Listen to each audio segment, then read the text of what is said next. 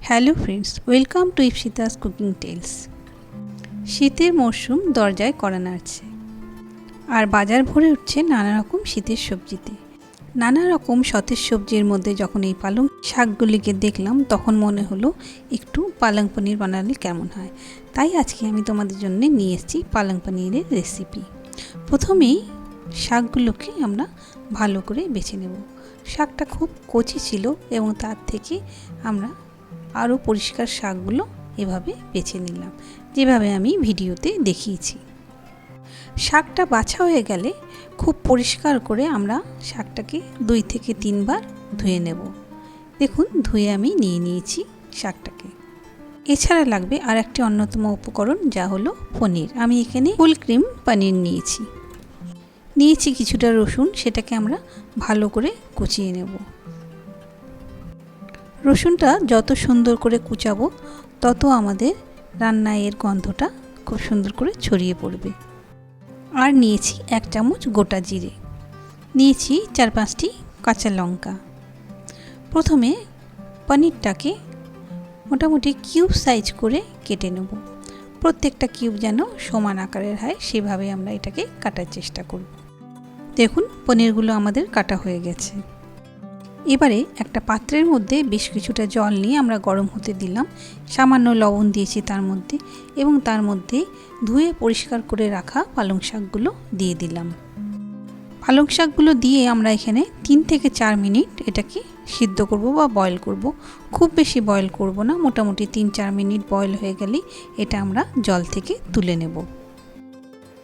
পালং শাকটাকে আমরা ঝাঁঝরি হাতা দিয়ে তুলে নিতে পারি, কিংবা এটাকে একটা স্টেনারের মধ্যে দিয়ে ছেঁকে তুলে নিতে পারি।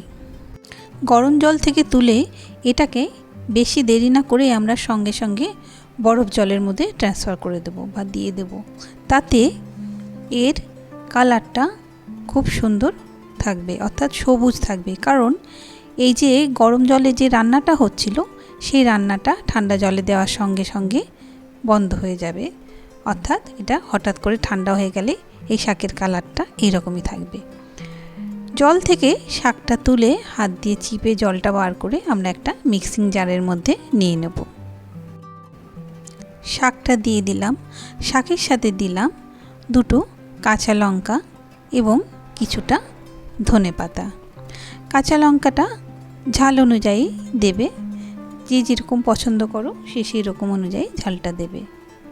তারপরে বানিয়ে নেব পালং শাকের একটা স্মুথ পেস্ট। অন্যদিকে 2টো মাঝারি সাইজের পেঁয়াজকে আমরা খুব মিহি করে কুচিয়ে রেখে দিয়েছিলাম। এবারে পনিরের কিউবগুলোর মধ্যে হালকা লবণ ছড়িয়ে দিলাম।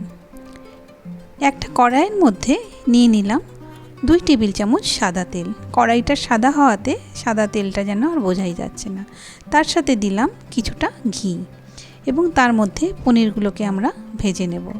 অনেকেই পালং পনিরের মধ্যে পনিরটা কিন্তু ভেজে দেয় না, কিন্তু আমি যে মনে করি যে পালং পনিরের মধ্যে যদি পনিরটা একটু ভেজে দেওয়া যায়, তাহলে যেন টেস্টটা বেশি ভালো লাগে। আর এই পনিরটা ভাজার সময় যদি পনির ফুল ক্রিম পনির হয়, তাহলে যে তেলটা বা বাটারটা রিলিজ করে, সেটার জন্য রান্নার মধ্যে একটা আলাদা টেস্ট বা মাত্রা যোগ হয়।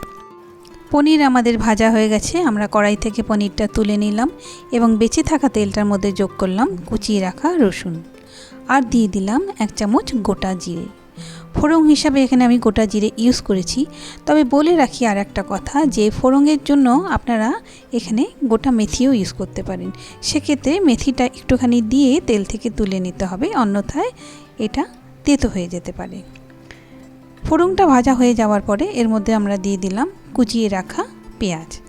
পেঁয়াজটাকে আমরা ভাজতে ভাজতে যখন পেঁয়াজ একটু নরম হয়ে যাবে এবং হালকা গোলাপি কালার নিয়ে আসবে, তখনই আমরা এর মধ্যে অন্যান্য উপকরণ যোগ করব। এখন আমরা দিয়ে দিলাম 2টো গোটা শুকনো লঙ্কা। এই শুকনো লঙ্কাটা আমি একটু ফাটিয়ে দিয়েছি। এটা প্রয়োজনে প্রথমেও দেওয়া যেতে পারে, কিন্তু যাতে পুড়ে না যায় সেই জন্য আমি একটু পরেই এটি শুকনো লঙ্কাটা দিলাম। এতে কোনো ডিফারেন্স হয় না। পেঁয়াজটা আমাদের ভাজা হয়ে গেছে। এবারে আমরা সব উপকরণগুলো দেব। প্রথমে দিয়ে দিলাম 1 চামচ কাশ্মীরি মির্চ, তারপরে দিলাম 8 চামচ হলুদের গুঁড়ো, দিয়ে আমরা এটাকে ভাজতে থাকলাম। এই সময় ফ্লেমটা আমরা রাখবো মিডিয়াম টু লোতে, যাতে মশলাটা কোনো মতেই পুড়ে না যায়। এরপর আমরা দিয়ে দিলাম 8 চামচ ধনে গুঁড়ো। ধনে গুঁড়োটা দিয়ে আবারও আমরা একটু এটাকে ভেজে নিলাম বা মিশিয়ে নিলাম।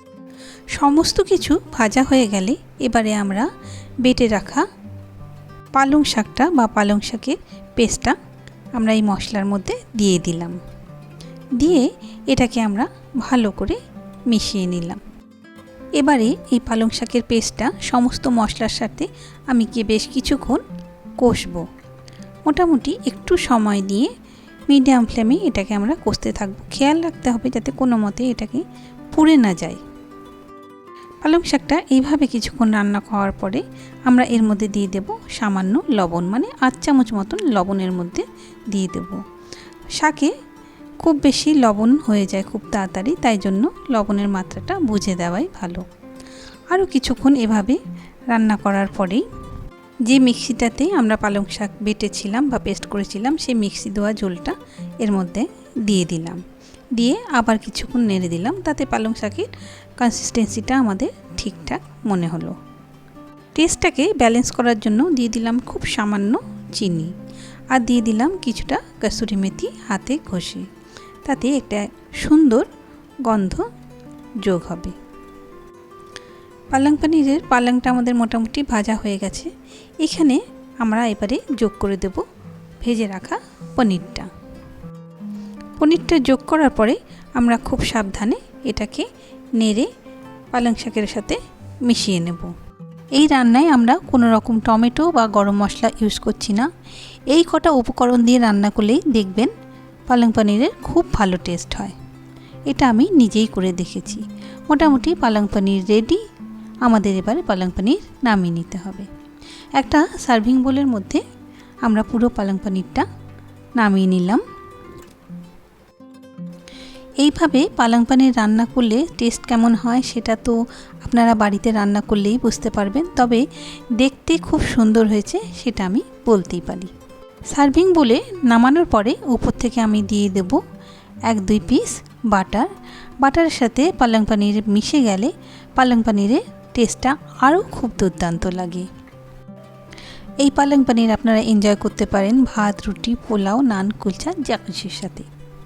অন্যান্য রেসিপির মতন আশা করি এই রেসিপিটাও আপনাদের ভালো লাগবে। ভালো লাগলে অবশ্যই লাইক, শেয়ার, সাবস্ক্রাইব করবেন এবং পাশে থাকা বেল আইকনটি প্রেস করবেন, যাতে আগামী দিনে আমার সমস্ত রান্না আপনার কাছে পৌঁছে যেতে পারে।